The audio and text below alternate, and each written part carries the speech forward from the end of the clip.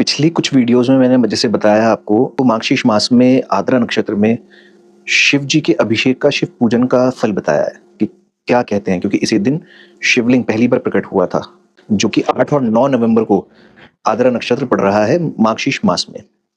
अब अगर हम बात करें श्री हरि विष्णु की, तो वो कहते हैं कि मासों में मैं ही मार्गशीर्ष मास हूँ। कार्तिक मास का तो बहुत पुण्य फल कहा ही गया है, बहुत सारा उसका अपना विधान है, उसके पुण्य काल है। सूर्योदय से पहले के स्नान का भी मैंने आपको बताया। लास्ट के 3 दिन में जिन्होंने स्नान किया होगा उनको पूरे मंथ का ही पुण्य प्राप्त हुआ होगा। पूर्णिमा के व्रत का, कार्तिक पूर्णिमा के व्रत का, स्नान दान का बहुत बड़ा महत्व है, लेकिन उससे 1000 गुना ज़्यादा महत्व अब आ जाता है मार्गशीर्ष मास का, क्योंकि विष्णु जी स्वयं कह रहे हैं कि मैं ही मार्गशीर्ष मास हूँ, मासों में मैं ही मार्गशीर्ष मास हूँ।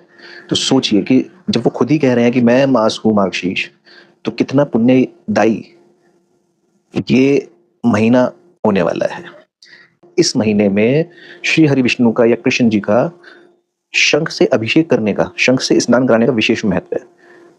साथ में आप अगर इसको पंचामृत में से भी स्नान कराते हैं तो भी उसका विशेष महत्व है।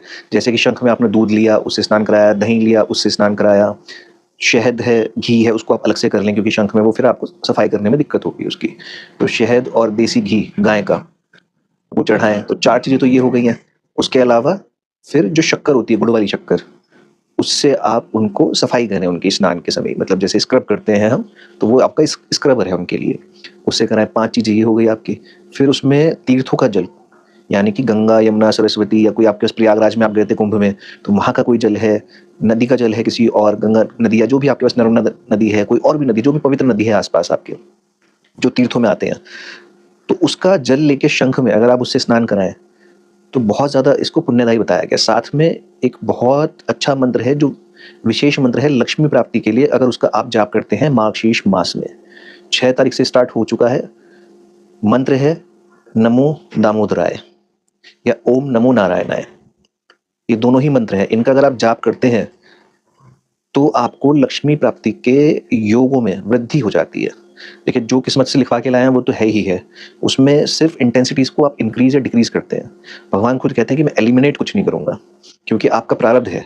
संचित कर्मों से जो भी आपने कुछ कर्म फल अपने चुने हैं, उसको आप भोगने आए हैं यहाँ। वो चाहे तो एलिमिनेट कर सकते हैं, लेकिन वो इंटरफेयर नहीं करते हैं उसके अंदर। फिर उसके लिए साधना बहुत अलग हो जाती है, एलिमिनेट भी हो जाती हैं चीज़ें। उतनी साधना आज की डेट में हम जैसे लोगों के लिए, जो हमारे लाइफस्टाइल है या जो हमारी इच्छाएं हैं, जिस तरह का हमारा एटीट्यूड हो चुका है, उसमें बड़ी मुश्किल हो जाती हैं। तो उस टॉपिक पे हम नहीं जाते हैं। हम अभी यही मान के चलते हैं कि इंक्रीज और डिक्रीज होती है। भाग्य में जितना है आपके, मिलने हैं आपको 5 लाख, उसको बढ़ा के हम 10 लाख तो कर सकते हैं, लेकिन उसको बढ़ा के हम 50 करोड़ कर दें, ऐसा संभावनाएं कम होती हैं। मैं ये नहीं कह रहा हूँ नहीं होती है, कम होती हैं। तो अगर नमो दामोदराय या ओम नमो नारायणाय मंत्र का आप जाप करते हैं इस पूरे महीने में, और इसी मंत्र के साथ, नाम मंत्र है ये, इसके लिए कोई दीक्षा की भी आवश्यकता नहीं है, इसके साथ आप उनको स्नान भी कराते हैं, उनका अभिषेक करते हैं। साथ में सबसे लास्ट में जो आप नदी के, पवित्र नदियों के या तीर्थों के जल से जो उनका स्नान करेंगे, उसमें गुलाब की पंखड़ियाँ या कोई भी सुगंधित पुष्प की पंखड़ियाँ, जैसे मोगरे का फूल होता है या चमेली का फूल है, या इत्र की कुछ बूंदे, गुलाब जल उसमें डाल सकते हैं, सफ़ेद चंदन उसमें आप डाल सकते हैं। उससे स्नान कराएंगे तो और भी ज़्यादा फल कहा गया है। हालांकि उसमें तो शास्त्रों में तो यहाँ तक बताया गया है कि 1 बूंद दूध से क्या प्रभाव है, उसका 1000 गुना ज़्यादा 1 बूंद दही से क्या प्रभाव है, घी का क्या प्रभाव है, शहद का क्या प्रभाव है। बहुत सारी चीज़ें बताई गई हैं उसके अंदर।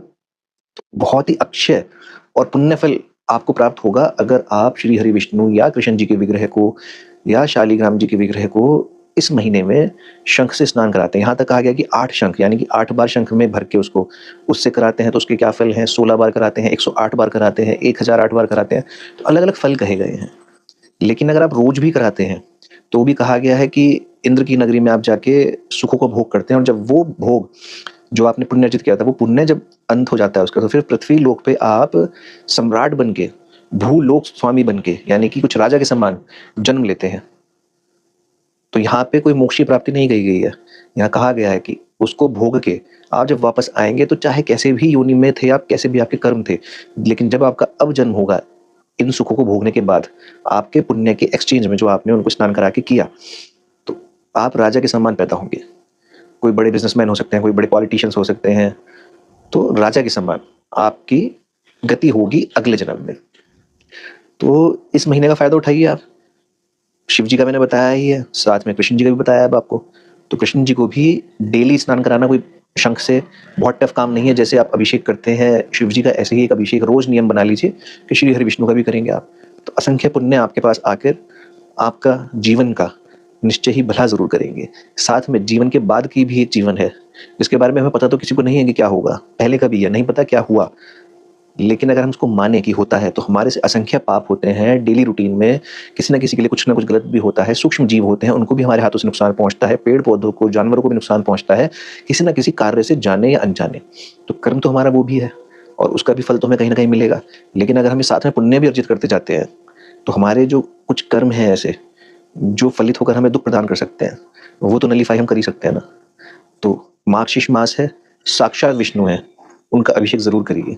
और 8 और 9 की तारीख आपको नहीं भूलनी है जिसमें आपको शिव दर्शन शिव पूजन जरूर करना है।